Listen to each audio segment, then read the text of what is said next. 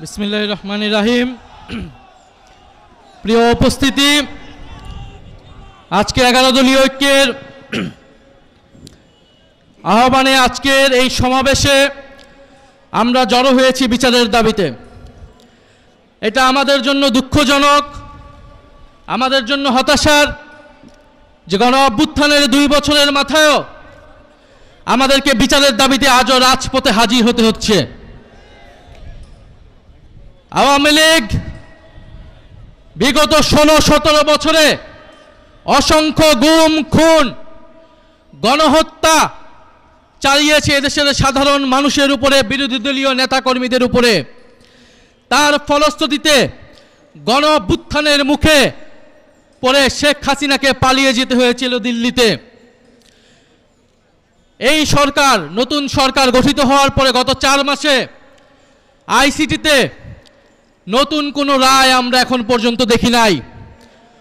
নতুন কোনো তদন্তের রিপোর্ট এখন পর্যন্ত দাখিল হয় নাই। এটা স্পষ্টত যে চিফ প্রসিকিউটরকে বসানো হয়েছে তিনি দায়িত্ব পালনে ব্যর্থ হয়েছেন। অবিলম্বে তাকে পদত্যাগ করতে হবে এবং নতুন যোগ্য দায়িত্ববান ব্যক্তিকে বসাতে হবে, যিনি ক্রাইমে আন্তর্জাতিক ট্রাইব্যুনালের মাধ্যমে বিচার নিষ্পন্ন করবেন এবং দল হিসেবে আওয়ামী লীগকে নিষিদ্ধ করার সকল ব্যবস্থা নিশ্চিত করবে। আমরা স্পষ্টভাবে বলতে চাই, গণহত্যার মাধ্যমে আওয়ামী লীগ বিচারের কাঠগড়ায় দাঁড়িয়েছে, আর সংস্কার বাস্তবায়ন না করার ফলে বিএনপি জনগণের কাঠগড়ায় দাঁড় হয়েছে।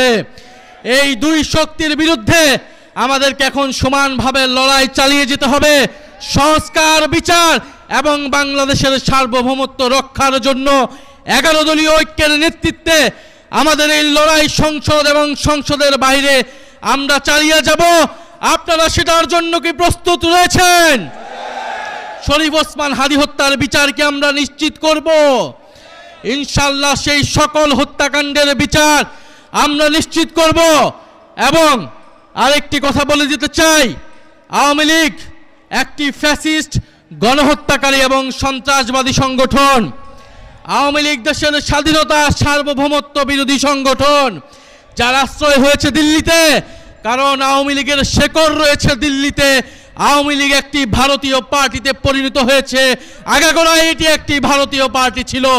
ফলে আওয়ামী লীগের দেশে আসার, আওয়ামী লীগের রাজনীতি করার সুযোগ বাংলাদেশে 5ই আগস্টেই সমাপ্ত হয়েছে।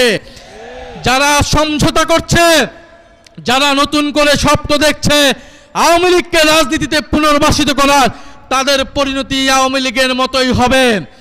আমরা স্পষ্টভাবে বলতে চাই, আইনমন্ত্রী বিচার করা না করার কারণে তিনি স্পষ্ট ব্যর্থ হয়েছেন।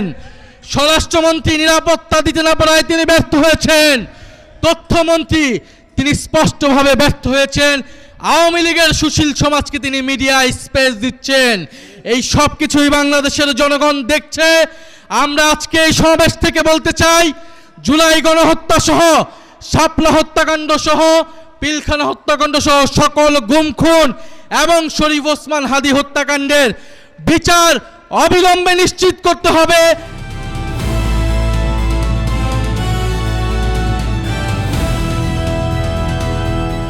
দিনাজপুর টিভি, মানুষের জীবনের কথা বলে।